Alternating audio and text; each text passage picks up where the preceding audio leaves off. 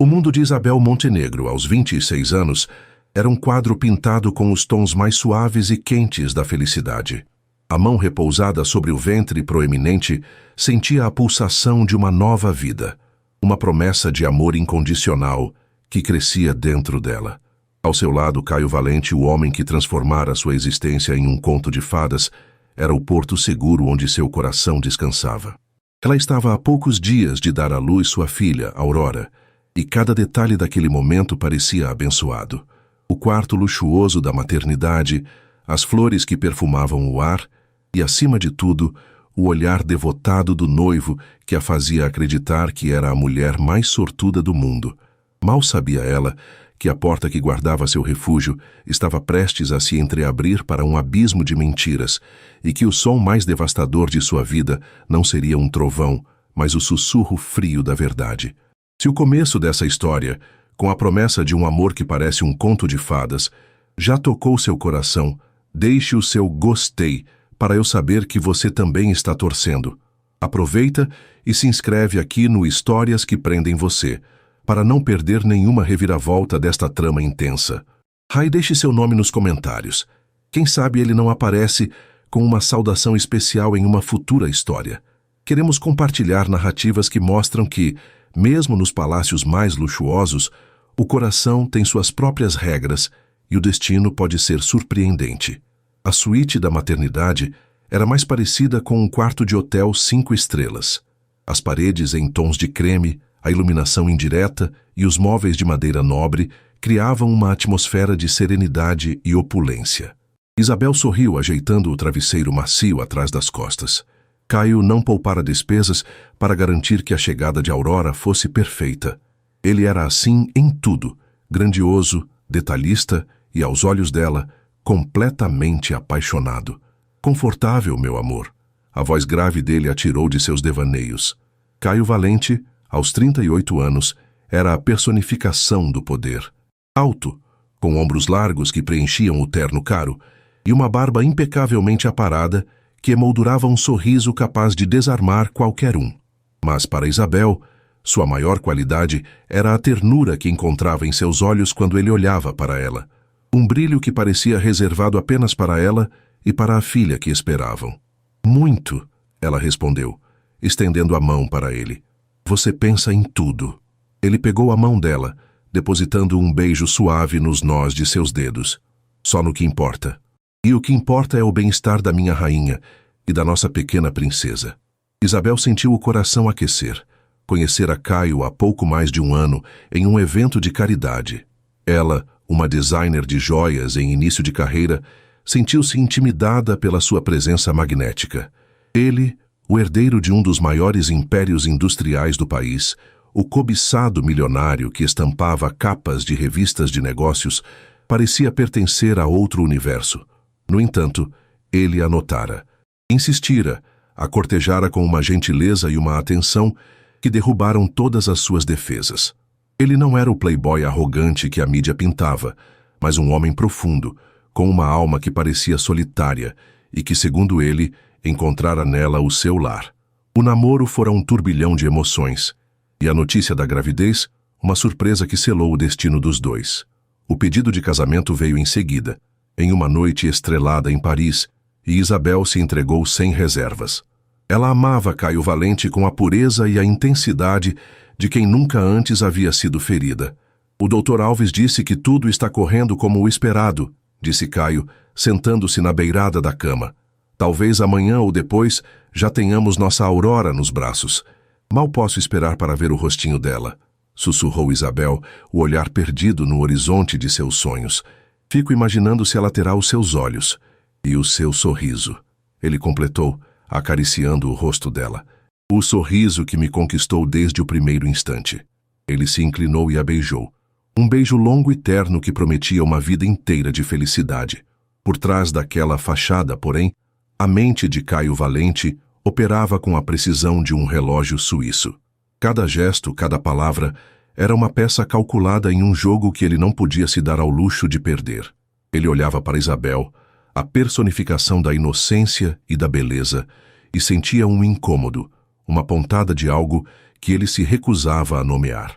Culpa, talvez, mas ele a afastava com a mesma eficiência com que fechava um negócio multimilionário. O objetivo era maior.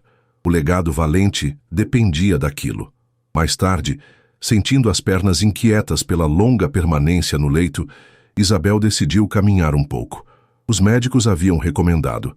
Com a ajuda de uma enfermeira, ela se levantou e, vestindo o roupão de seda que Caio lhe dera, saiu da suíte. O corredor do andar privativo da maternidade era silencioso e elegantemente decorado. O carpete grosso abafava o som de seus passos lentos, o corpo pesado pela gestação avançada. Ela caminhou até o final do corredor, observando a vista da cidade através de uma ampla janela, e então iniciou o caminho de volta. A sensação de paz era profunda. Tudo estava em seu devido lugar. Ao se aproximar da porta de sua suíte, que deixara apenas encostada, ouviu a voz de Caio. Ele não estava sozinho. A outra voz era firme, profissional. Isabel reconheceu-a como sendo de doutor Matos, o advogado de longa data da família Valente. Um instinto, uma curiosidade inofensiva a fez parar. Ela não queria espionar, apenas esperar que a conversa terminasse para não interromper. Apoiou-se na parede ao lado da porta, o cansaço subitamente mais intenso. E foi então que as palavras, flutuando pelo ar rarefeito do corredor, a atingiram com a força de um impacto físico. A documentação está toda pronta, Caio, disse o advogado. Assim que a criança nascer e o registro for feito, a cláusula do testamento do seu avô será cumprida. Você terá o controle irrestrito do conglomerado antes do seu 40º aniversário. O coração de Isabel falhou uma batida. Cláusula? Testamento? Não fazia sentido. A resposta de Caio veio, e o tom era irreconhecível. Não havia traço da ternura que ele lhe dedicava. Era frio, pragmático, o som de um homem de negócios discutindo uma transação. Excelente, Matos. Foi mais simples do que eu imaginava. A escolha da moça foi estratégica, continuou o advogado, com uma admiração profissional que fez o estômago de Isabel revirar. Isabel Montenegro, bonita, de boa família, mas sem grande influência. Ingênua o suficiente para acreditar em um conto de fadas e não fazer muitas perguntas. A escolha perfeita, como você mesmo disse. O mundo de Isabel começou a girar. O corredor luxuoso pareceu se inclinar, as luzes suaves ofuscando sua visão. Ingênua o suficiente. A frase ecoou em sua mente, cada sílaba um caco de vidro rasgando sua alma. Ela cumpriu o seu papel. A voz de Caio soou novamente, a frieza cortando o ar como uma lâmina de gelo. O amor é a moeda mais eficiente para se comprar confiança. E Isabel, bem, ela acreditou em cada palavra. A gravidez acelerou tudo. Foi um golpe de sorte. Agora teremos o herdeiro legítimo e o conselho não poderá fazer nada para me impedir. Um som baixo, um gemido de pura agonia, escapou dos lábios de Isabel. Ela levou a mão à boca, tentando sufocá-lo. O ar faltou em seus pulmões. O amor que ela vivia, o sonho que ela construía, era uma farsa, uma transação comercial. Ela não era a rainha de Caio, era um instrumento. Uma barriga de aluguel contratada sem o seu conhecimento, paga com beijos e promessas vazias. E depois do casamento? Perguntou o advogado. Manteremos as aparências. Ela é uma boa mãe. Será uma esposa decorativa. Não criará problemas. O importante é que o império está garantido. O legado do meu avô está seguro. Era isso que ele queria. Um herdeiro. E eu lhe dei um. Naquele instante, uma dor aguda e lancinante atravessou o ventre de Isabel. Não era uma dor emocional, mas física, brutal. Ela se curvou, o corpo tremendo incontrolavelmente. A traição era tão visceral, a quebra da confiança tão absoluta, que seu corpo reagiu antes que sua mente pudesse processar a totalidade do horror. O choque daquela confissão cruel, ouvida na porta do quarto que deveria ser o ninho de sua felicidade, estava desencadeando o trabalho de parto. O sonho havia se transformado no mais cruel dos pesadelos, e sua filha, a pequena Aurora, estava prestes a nascer no epicentro daquela mentira devastadora. As vozes dentro do quarto cessaram, a porta se abriu, Caio e o advogado saíram, suas expressões sérias se desfazendo ao verem Isabel ali, pálida como a morte, o rosto contorcido de dor. Isabel, o que foi? É a hora! Caio correu até ela, o pânico estampado em seu rosto. A máscara do noivo preocupado estava de volta ao lugar, perfeitamente ajustada. Ele tentou tocá-la, mas ela recuou, um gesto instintivo de repulsa. O toque dele, que antes era seu refúgio, agora queimava como ácido. Os olhos dela, antes repletos de amor e admiração, agora o encaravam com uma clareza gélida que ele, cego por sua própria arrogância, não foi capaz de decifrar. Ele viu a dor em seu rosto e a atribuiu unicamente às contrações. "Enfermeira, médico!" ele gritou, a voz ecoando pelo corredor silencioso. Enquanto a equipe médica a cercava, colocando-a em uma cadeira de rodas, os olhos de Isabel permaneceram fixos em Caio. O homem que ela amava havia desaparecido. Em seu lugar estava um estranho, um predador que a usara para garantir sua fortuna. A dor das contrações se misturava à dor da alma, criando uma tempestade avassaladora dentro dela. Mas em meio àquela tempestade, algo novo começou a se formar. A antiga Isabel, a jovem doce e confiante, morria a cada espasmo de dor. Em seu lugar, no fogo daquela traição, uma outra mulher nascia. Uma mulher forjada no aço da decepção. Uma mãe. E uma mãe, ela percebeu com uma certeza assustadora, era capaz de tudo para proteger sua cria. Enquanto a levavam para a sala de parto, uma única promessa se cristalizou em sua mente, tão clara e afiada quanto um diamante. Caio queria um herdeiro para garantir seu império. Ele o teria, mas ela jurou em silêncio que faria com que ele perdesse exatamente aquilo pelo qual ele a havia sacrificado. Ele queria um legado, ela lhe daria um legado de cinzas. A vingança de Isabel Montenegro não seria um grito de desespero, mas um plano silencioso e meticuloso. E começaria agora. O choro agudo e forte de Aurora foi a primeira luz a penetrar na escuridão que envolvia o coração de Isabel. No instante em que a pequena, com a pele rosada e os pulmões cheios de vida, foi colocada em seus braços, a dor da traição não desapareceu, mas se transformou. O amor avassalador que sentiu pela filha não apagou a ferida. Pelo contrário, tornou-a mais profunda, mais real. Aquele ser minúsculo e perfeito era a prova viva do contrato cruel que a trouxera ao mundo. E por ela, por Aurora, Isabel lutaria com todas as armas que possuía. Nos dias que se seguiram na maternidade, Isabel Montenegro se tornou uma atriz magistral.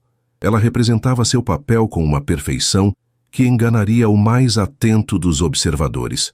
Para as enfermeiras, era a mãe de primeira viagem, exausta, mas radiante.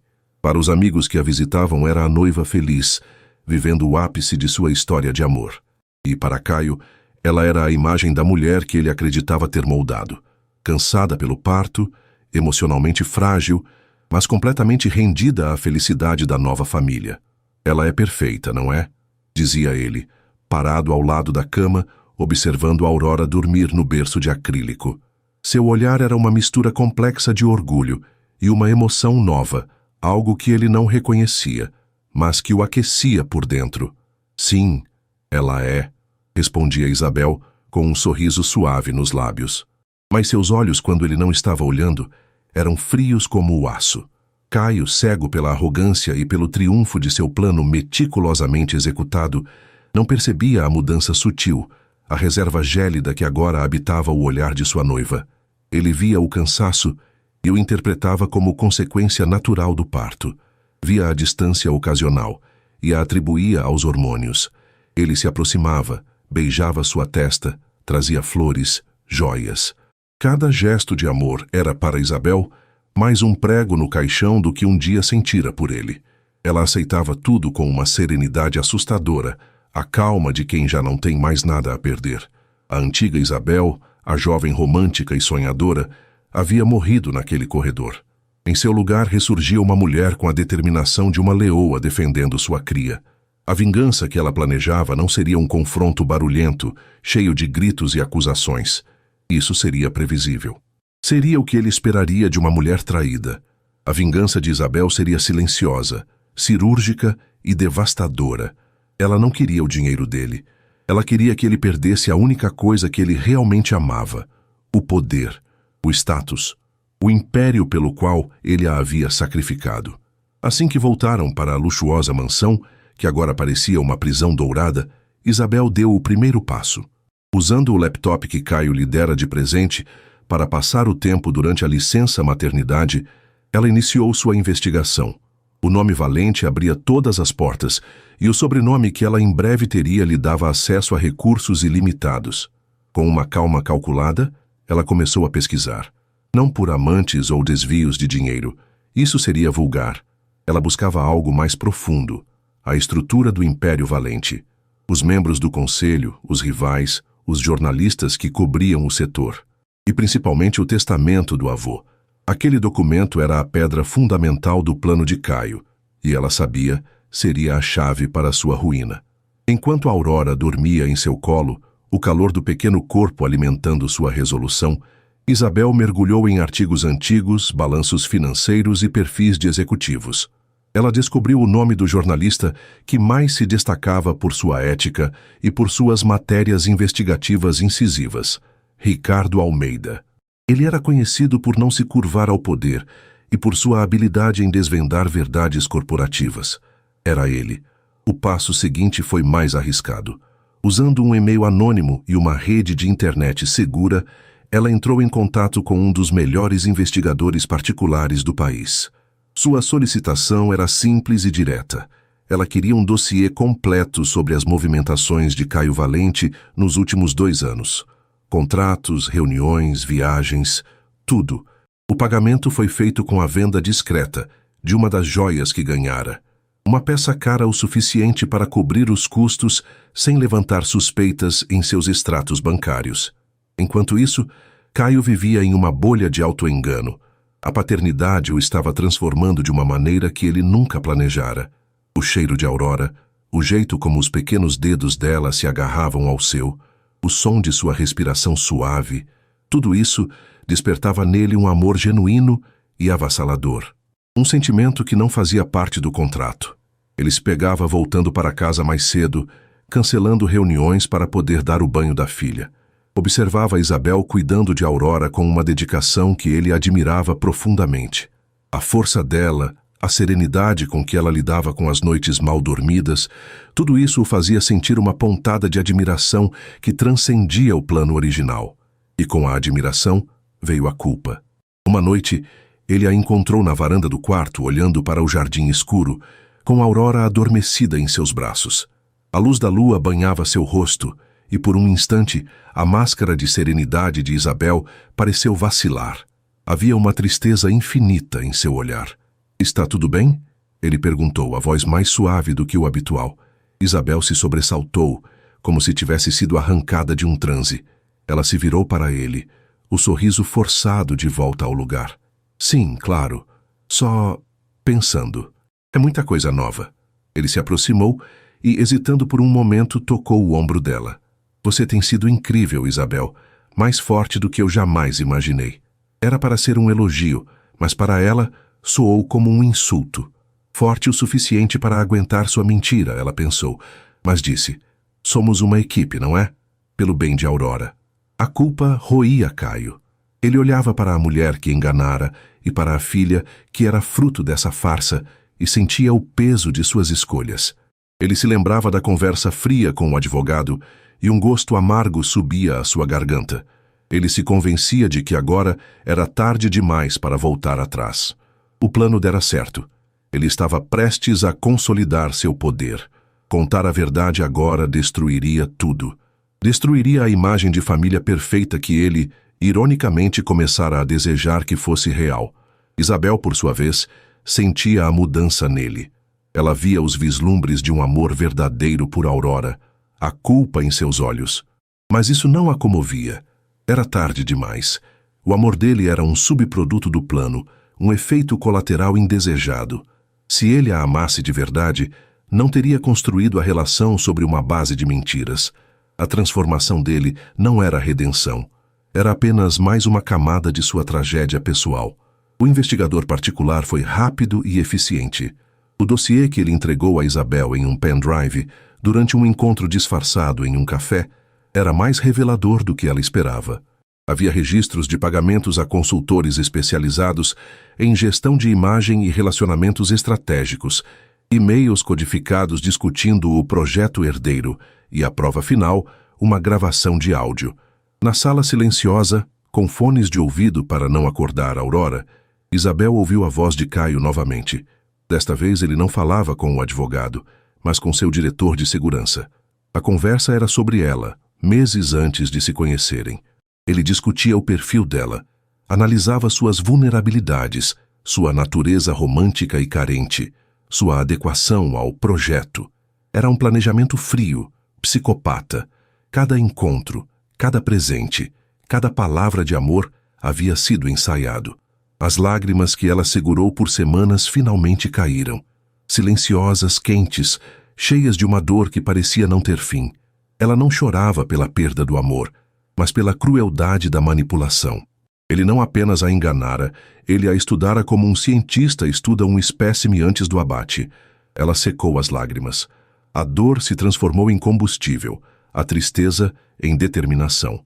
Com as mãos firmes, ela copiou os arquivos e os enviou do e-mail anônimo para o jornalista Ricardo Almeida, com uma única frase no corpo do texto: a verdade por trás do herdeiro do Império Valente. A história completa em breve. A fonte terá a prova definitiva e se revelará no momento certo. O jogo havia começado. As peças estavam se movendo no tabuleiro, e Caio Valente, o mestre estrategista, nem sequer sabia que era o alvo. Ele continuava a viver seu papel de noivo apaixonado e pai devotado, enquanto a mulher que dormia ao seu lado, noite após noite, tecia silenciosamente a rede que o derrubaria. Ela o observava brincar com Aurora, via o amor genuíno em seus olhos e sentia um calafrio. Ele amava a filha, sim, mas ele amava o poder mais, e ela o forçaria a escolher.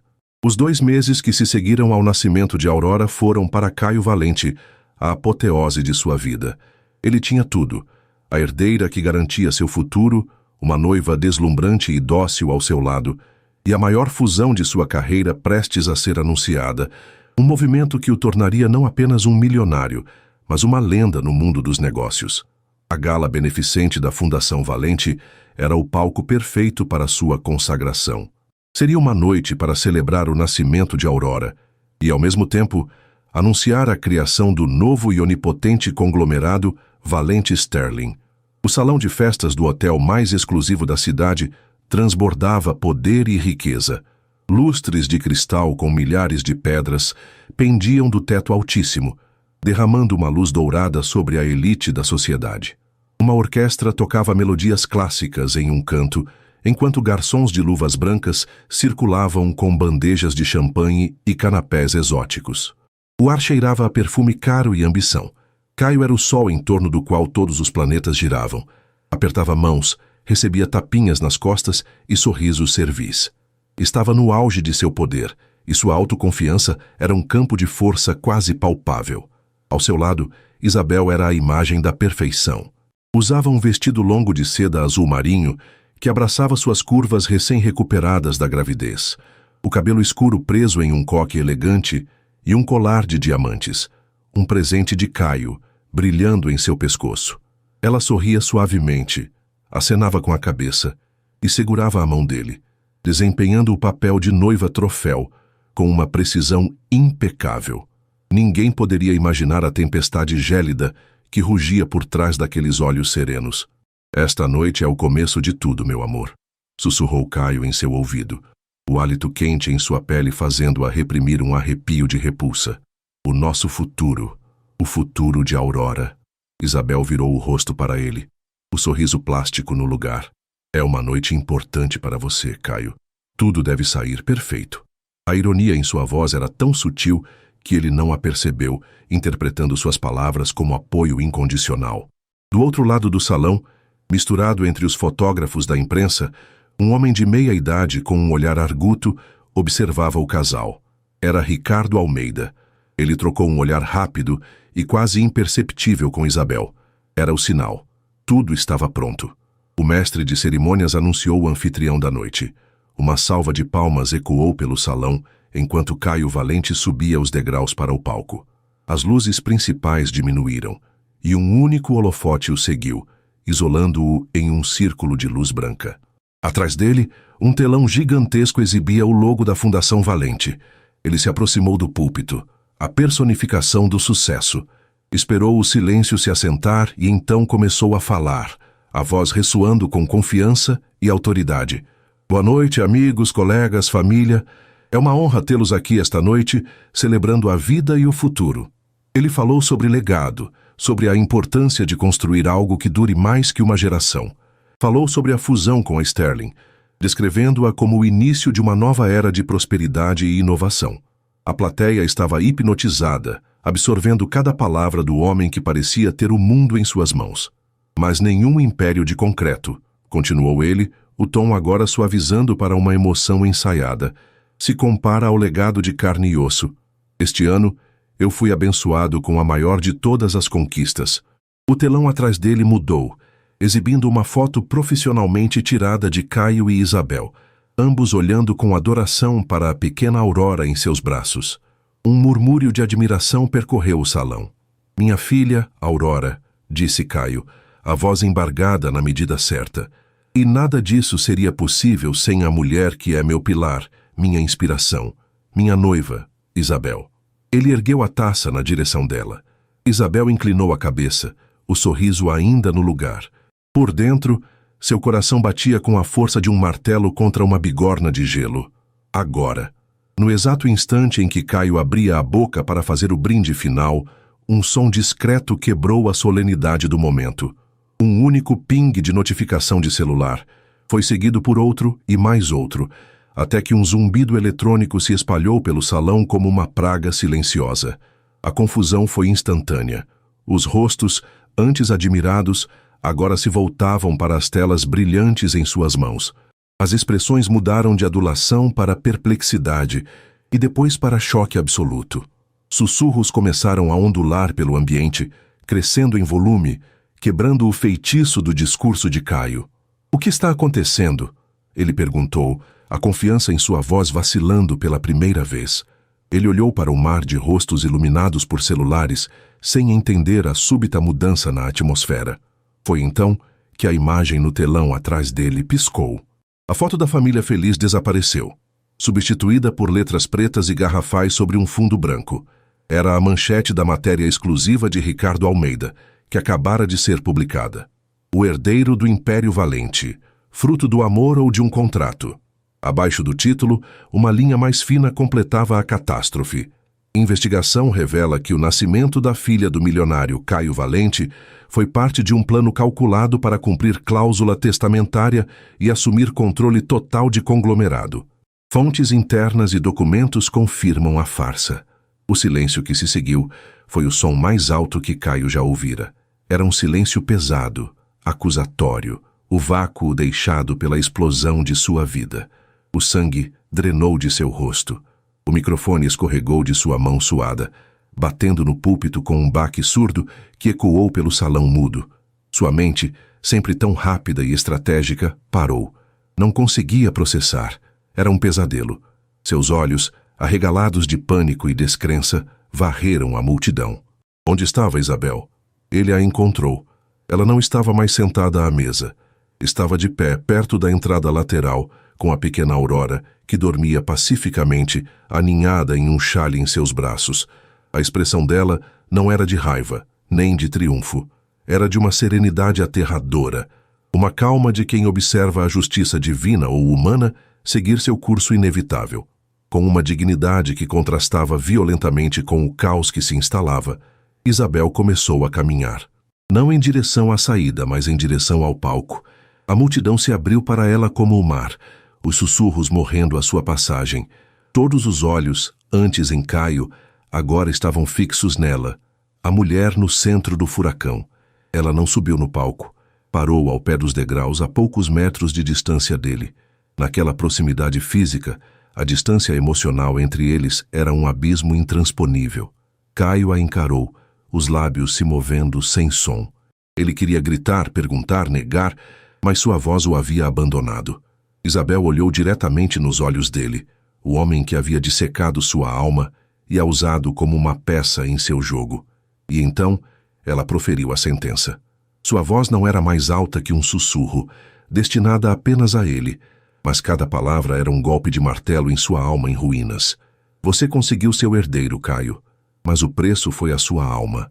Aproveite o seu legado de mentiras. Ela não esperou por uma resposta. Não havia resposta que ele pudesse dar. Com a mesma calma com que chegara, ela se virou. Seu queixo estava erguido, suas costas retas. Com Aurora segura em seus braços, protegida do mundo que seu pai havia criado, Isabel Montenegro caminhou para fora do salão, deixando para trás o homem que amara e o império que ele estava prestes a perder. No instante em que a porta se fechou atrás dela, o feitiço se quebrou. O silêncio foi estraçalhado pelo som ensurdecedor de flashes de câmeras e pelas vozes dos jornalistas gritando perguntas. Senhor Valente, é verdade? Qual era a cláusula do testamento? A fusão está cancelada. Caio permaneceu imóvel. Um rei destronado em seu palco de horrores, cego pelos flashes, surdo pelos gritos. Ele estava sozinho, sob a luz dura do holofote e a sombra da manchete que decretava o fim de seu mundo. O legado valente, que ele tanto se esforçara para garantir, estava se despedaçando em tempo real diante de todos que ele um dia quisera impressionar, e a única coisa em que conseguia pensar era no som suave da voz de Isabel pronunciando sua condenação. A saída de Isabel do salão de festas não foi uma retirada, foi uma detonação. Ela foi o epicentro de uma onda de choque que se propagou em círculos concêntricos, cada um mais destrutivo que o anterior, estraçalhando o mundo de Caio Valente peça por peça. O primeiro círculo foi o caos imediato. Os flashes das câmeras eram como rajadas de metralhadora, os gritos dos repórteres uma cacofonia de acusação. Caio permaneceu paralisado no palco, uma estátua de mármore rachando sob a pressão. Seus seguranças formaram uma muralha humana, arrastando-o para fora do palco e através de uma saída de serviço, enquanto seu diretor de relações públicas, um homem pálido e suando frio, tentava inutilmente controlar a carnificina midiática que explodia no salão. O segundo círculo de impacto atingiu-o no carro durante a viagem silenciosa e tensa de volta à mansão. O celular, que ele segurava com a mão trêmula, era uma arma de tortura. A cada segundo, uma nova notificação. Sites de notícias, portais de fofoca, jornais de economia. A manchete de Ricardo Almeida estava em todo lugar, replicada, comentada, dissecada. Vídeos do seu rosto pálido no palco, justapostos com a imagem serena de Isabel, já viralizavam. A hashtag Icos Contrato Valente subia nos trending topics como um incêndio fora de controle. Ele desligou o aparelho, mas não conseguiu desligar o zumbido em sua cabeça. O silêncio dentro do carro blindado era mais ensurdecedor do que os gritos da multidão. Ao chegar à mansão, a fortaleza que construíra para simbolizar seu poder encontrou-a transformada. Não era mais um lar, era um mausoléu.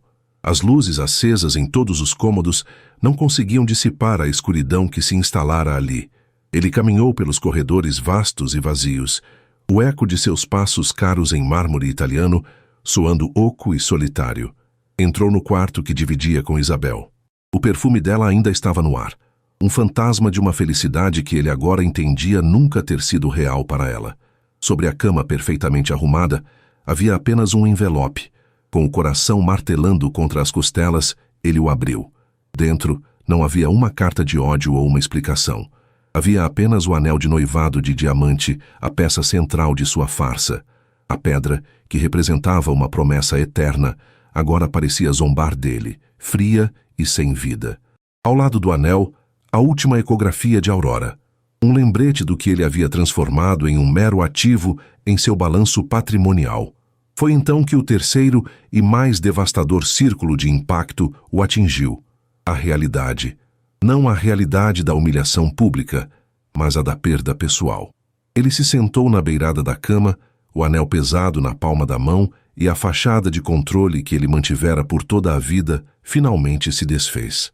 O choque deu lugar a uma fúria impotente, que logo se dissolveu em uma onda de desespero tão profunda que o deixou sem ar. Ele não chorou. Homens como Caio Valente não eram ensinados a chorar. Em vez disso, uma dor seca e árida o consumiu por dentro, queimando todas as suas certezas. Ele percebeu com uma clareza que o cegava que a admiração que sentira por Isabel nos últimos meses, o amor avassalador por Aurora, não eram efeitos colaterais. Eram a única verdade em meio à sua teia de mentiras. Ele havia montado um palco, criado um cenário, contratado atores, mas no meio da peça, apaixonou-se de verdade pela protagonista. E agora, ela havia baixado as cortinas, deixando-o sozinho no palco escuro. O império que ele tanto lutara para garantir de repente pareceu um monte de poeira sem sentido. Qual era o valor de um trono em um reino vazio? Enquanto Caio se afogava em seu deserto particular, Isabel navegava em águas calmas, embora melancólicas. Imediatamente após deixar o hotel, um carro discreto, previamente arranjado por seu investigador, a aguardava. Ela não olhou para trás. Seu destino não era uma fuga impulsiva, mas um refúgio planejado. Um pequeno apartamento alugado por um mês em um bairro tranquilo e anônimo da cidade, sob um nome falso. Era um santuário temporário, um lugar para respirar antes de dar o próximo passo. Nos primeiros dias, a adrenalina da vingança deu lugar a uma exaustão profunda, física e emocional. Ela não sentia a alegria exultante que alguns poderiam esperar. A ruína de Caio não era motivo de celebração. Era uma tragédia necessária, o desfecho inevitável de uma mentira insustentável. Seu sentimento predominante era a paz. A paz de ter protegido sua filha. A paz de ter retomado o controle de sua própria narrativa. Cuidar de Aurora era sua âncora. A rotina de mamadas, trocas de fraldas e canções de ninar a mantinha no presente, longe dos fantasmas do passado e das incertezas do futuro. Cada sorriso banguela, cada som que a pequena fazia, era um bálsamo para sua alma ferida. Ela era a razão de tudo. Do seu refúgio, ela assistia, à distância, ao desmoronamento do Império Valente. A fusão com a Sterling foi oficialmente cancelada na manhã seguinte à gala, a empresa parceira citando diferenças irreconciliáveis de valores corporativos. As ações do conglomerado Valente despencaram. Mas o golpe de misericórdia veio uma semana depois, em uma reunião de emergência do Conselho da Família. O advogado de Caio ligou para ele, a voz grave. Eles ativaram a cláusula moral, Caio. O testamento do seu avô é explícito. Qualquer ato que traga desonra pública ou escândalo notório ao nome da família Valente invalida o direito do herdeiro principal à gestão e posse majoritária do patrimônio. A confissão pública na gala foi o prego no caixão. Você perdeu o controle, Caio. Tudo. A herança, o poder, o trono, tudo se desfez em pó. Ele foi forçado a renunciar à presidência, mantendo apenas uma participação minoritária e sem poder de decisão, o suficiente para uma vida confortável, mas uma ninharia perto do que ele possuía. O império pelo qual ele vendera a alma não era mais seu. Isabel leu a notícia sem surpresa. Era o cheque-mate que ela planejara.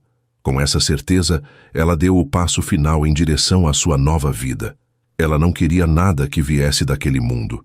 Com o dinheiro da venda das joias que ela ainda possuía, as que não tinham o peso da mentira de Caio, ela comprou uma pequena casa em uma cidade serrana, a algumas horas da capital, um lugar chamado Vila das Flores, conhecido por seu ar puro, suas ruas de paralelepípedos e sua comunidade acolhedora. A casa era o oposto da mansão de Caio, pequena, com paredes brancas, janelas de madeira pintadas de azul e um pequeno jardim nos fundos, onde cresciam pés de lavanda e alecrim.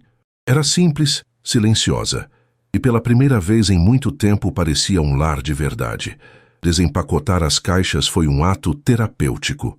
Cada objeto que ela colocava em seu novo lugar era uma afirmação de sua independência.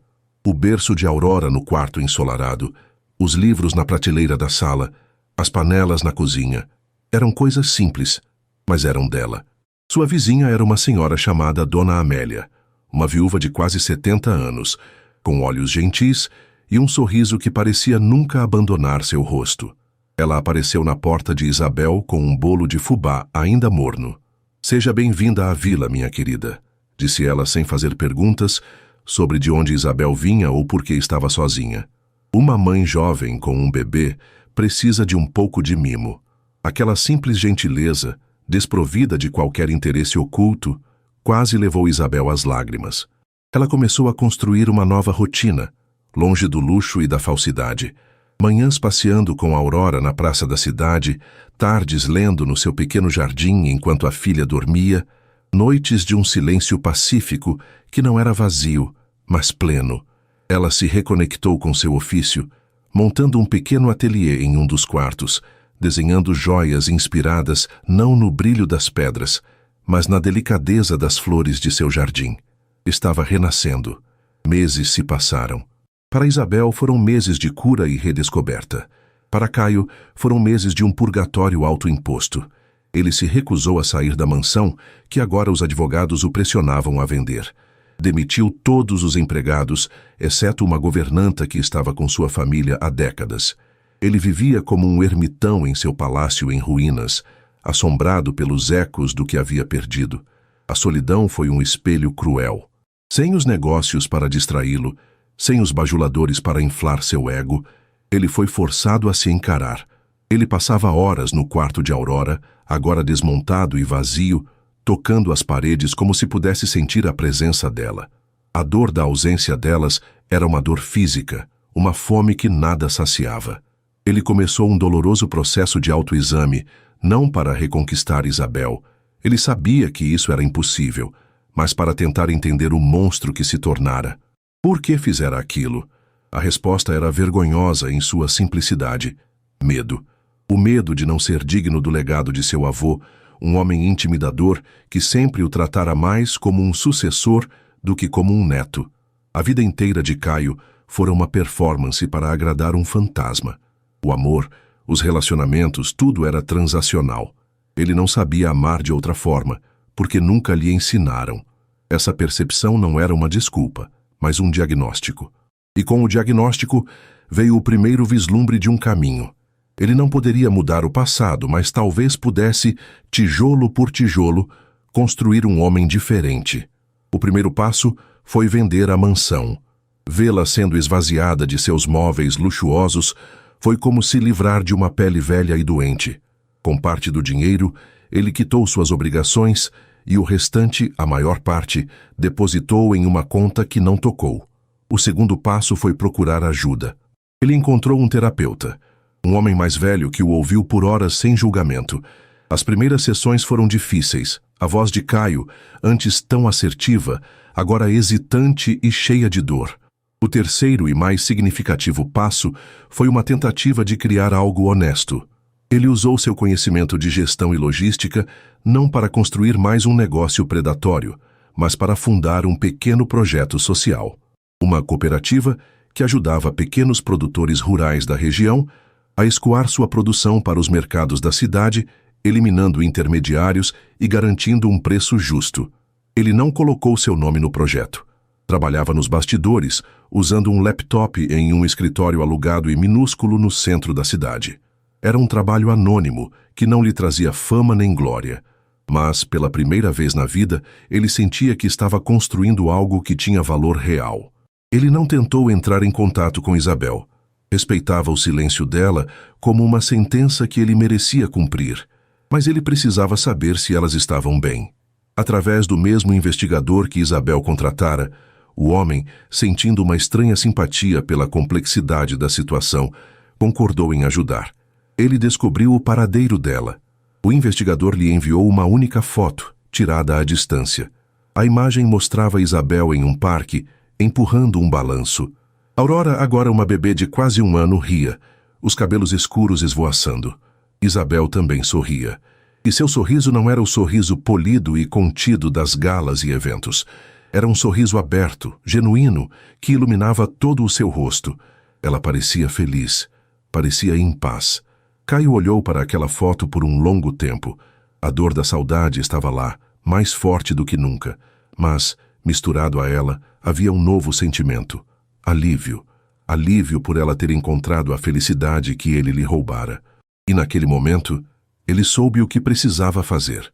Não era mais sobre si mesmo, sobre sua dor ou sua redenção. Era sobre ser um homem digno, mesmo que à distância, de ser o pai daquela criança sorridente na foto. A jornada seria longa, e ele não sabia se haveria perdão no final. Mas ele estava finalmente disposto a caminhar. O tempo, que antes fora um inimigo para Isabel e um cúmplice para Caio, tornou-se uma entidade neutra, um juiz silencioso cujas areias corriam lentamente, medindo não as horas, mas as intenções. Quase 2 anos se passaram desde a noite da gala. 2 anos em que o nome de Caio Valente desapareceu das colunas sociais e das manchetes econômicas, tornando-se um eco distante, uma lenda de um rei caído. E 2 anos em que Isabel Montenegro floresceu em sua vida simples na Vila das Flores, construindo um mundo de paz para si e para sua filha. Caio cumpriu sua promessa de distância. Ele não telefonava, não enviava mensagens, não aparecia sem ser convidado.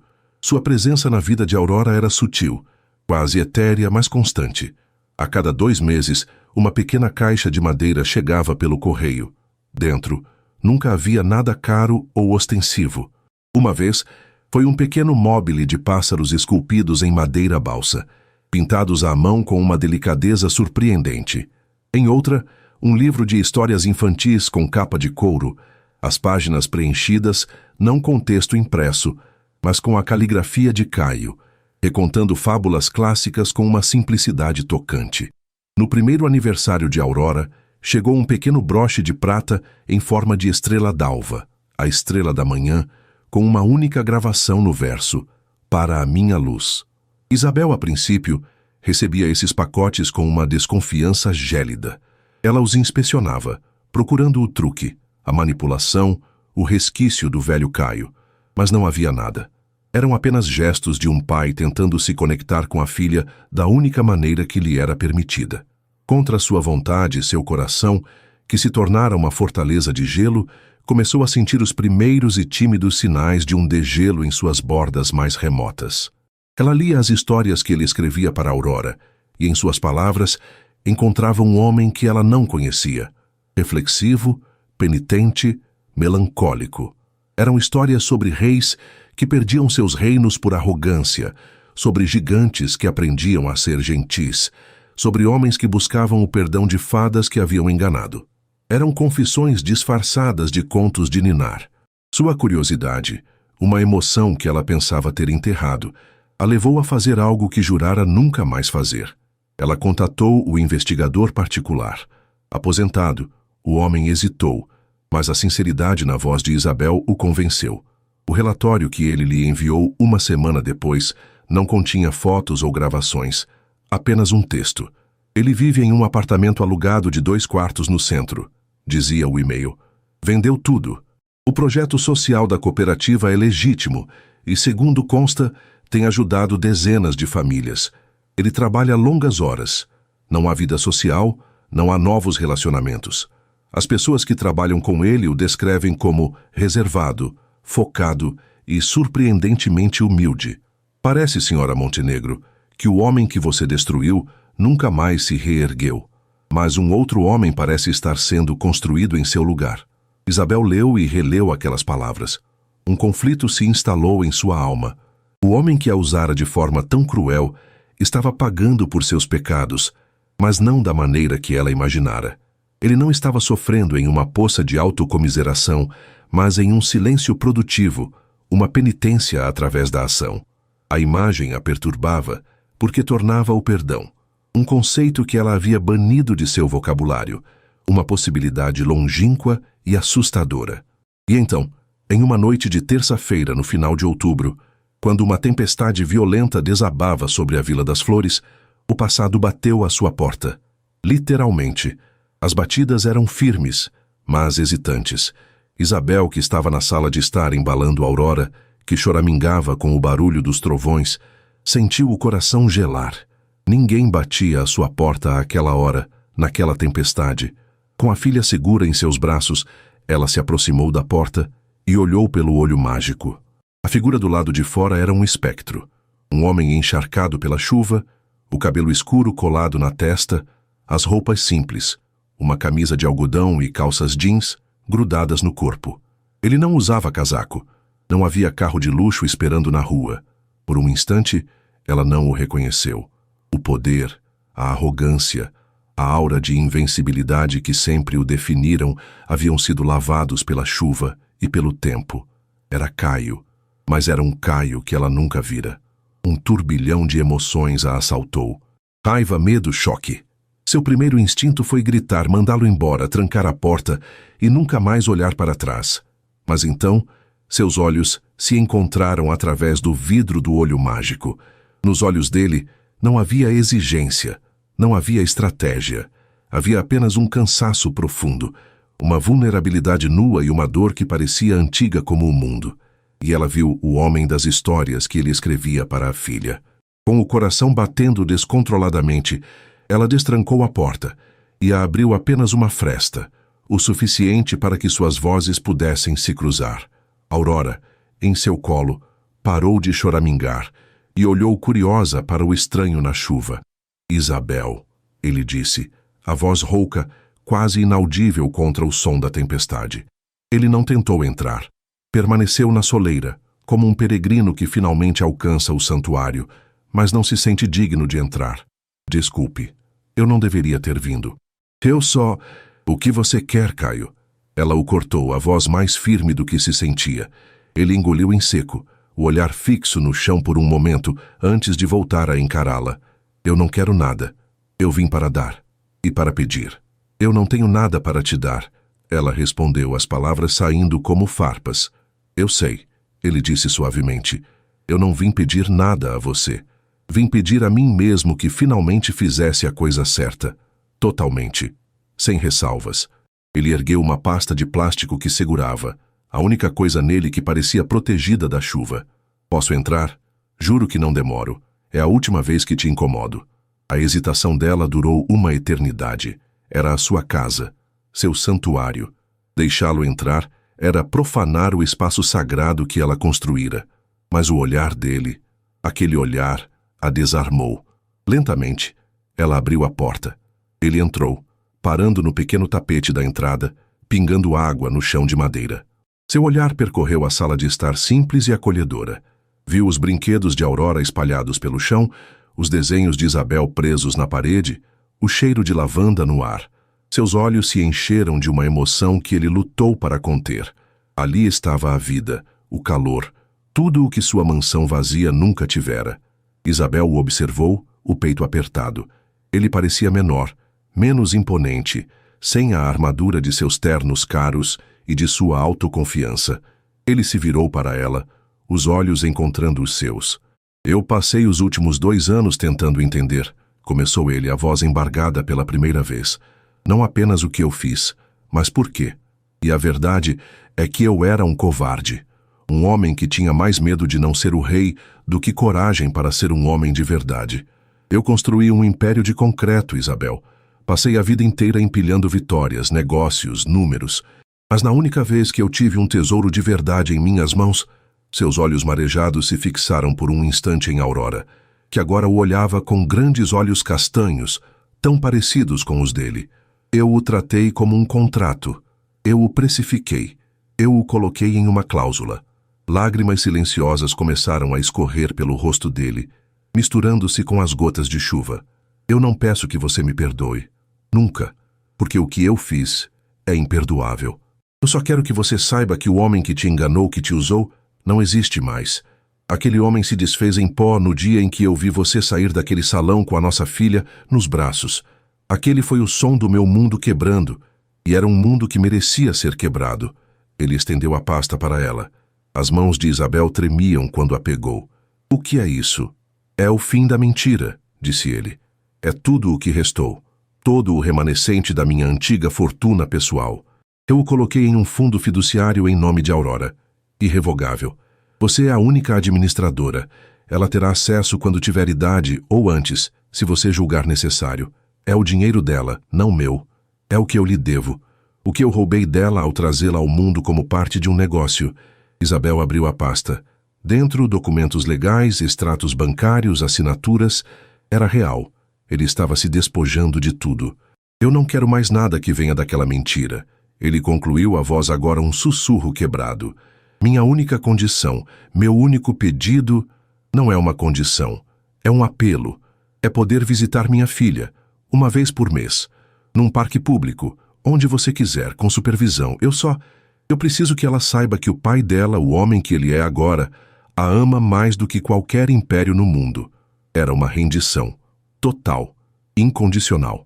Ele não estava pedindo para voltar. Não estava pedindo uma segunda chance para eles. Estava se entregando, abdicando do último resquício de seu antigo poder para ter o privilégio de ser pai. A fortaleza de Isabel, construída com os tijolos da mágoa e cimentada pela determinação, finalmente ruiu. As lágrimas que ela segurou por 2 anos, as lágrimas da noite da confissão, as lágrimas da solidão, as lágrimas da raiva, vieram todas de uma vez. Um soluço escapou de sua garganta e ela se curvou ligeiramente, o peso daquele momento quase a derrubando. Caio deu um passo instintivo em sua direção, mas parou, com medo de ultrapassar um limite. Mas foi ela quem fechou a distância. Ela largou a pasta no chão e, em um gesto que surpreendeu a ambos, levou as mãos ao rosto dele, agora molhado por chuva e lágrimas. Ela o sentiu tremer sob seu toque. Ela olhou fundo nos olhos dele, procurando pela última vez qualquer vestígio da farsa. E não encontrou nada além de uma alma nua e arrependida. E então, ela o beijou. Não foi um beijo de paixão avassaladora. Não foi um beijo de desejo. Foi um beijo de alívio. Um beijo que carregava o gosto salgado de todas as lágrimas derramadas. Um beijo que reconhecia a profundidade da ferida, mas que ousava pela primeira vez acreditar na possibilidade da cicatrização.